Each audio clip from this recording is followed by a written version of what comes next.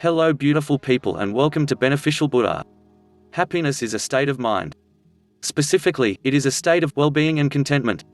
But the definition can be tricky and assumptions about the word can cause confusion. Many don't even realize learning how to be happy is something that can be intentionally practiced.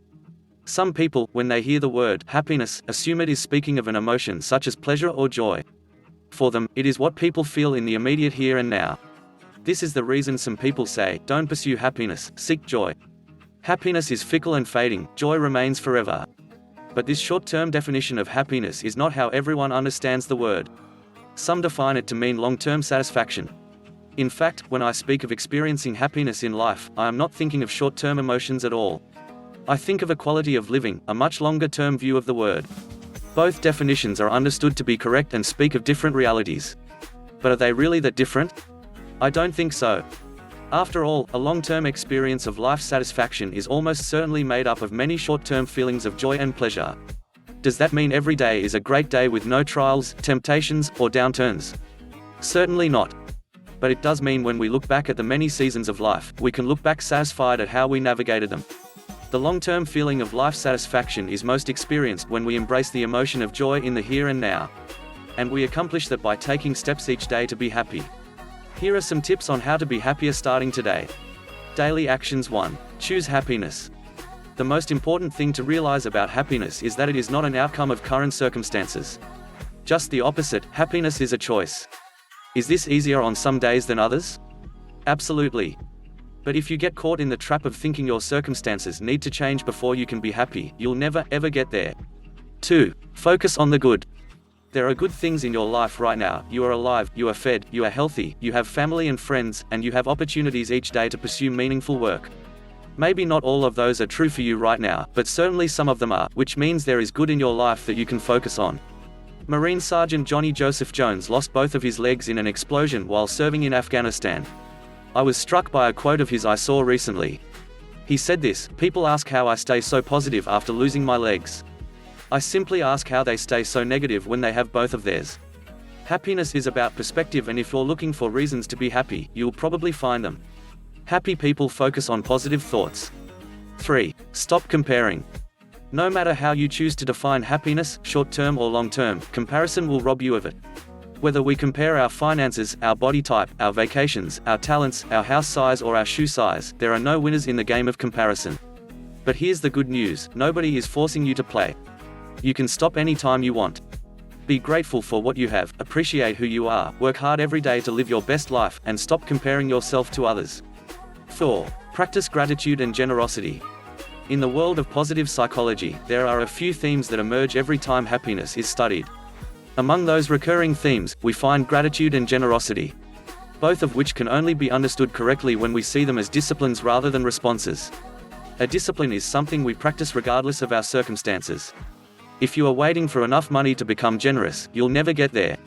Likewise, if you are waiting for everything to be perfect to be grateful, you'll never experience it. Choose to be thankful today. And choose to be generous with your time and money.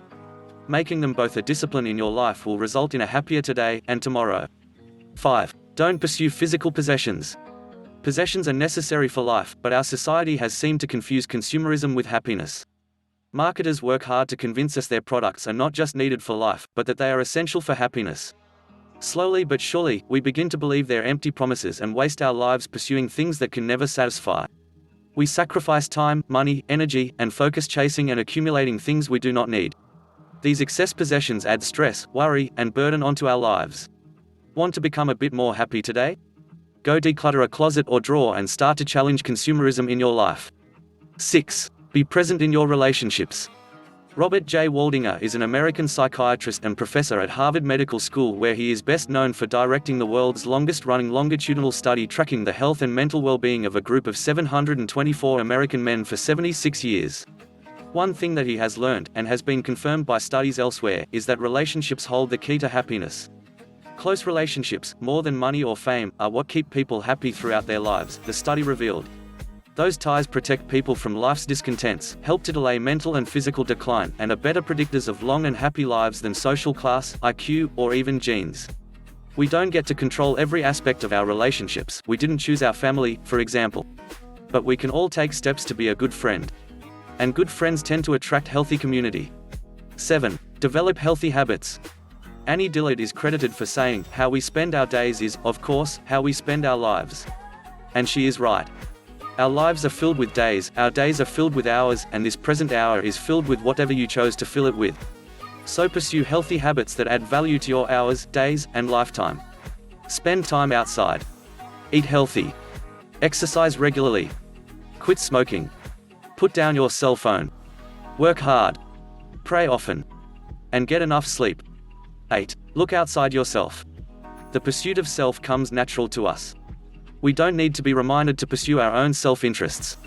We pursue self-survival, self-promotion, self-actualization, and self-exaltation as if it is hardwired in our genes. But the most efficient pathway to lasting happiness and fulfillment is not to look only at your own interests, but also to the interests of others. When we shift our focus off of ourselves, we live lives of greater meaning and greater contribution. When we serve others without concern over what we might receive in return, we experience the beauty of selfless love. The size of our universe and happiness begins to expand exponentially. It is no small thing that happiness is pursued by so many. Let's make sure we find it, in both the short term and the long term.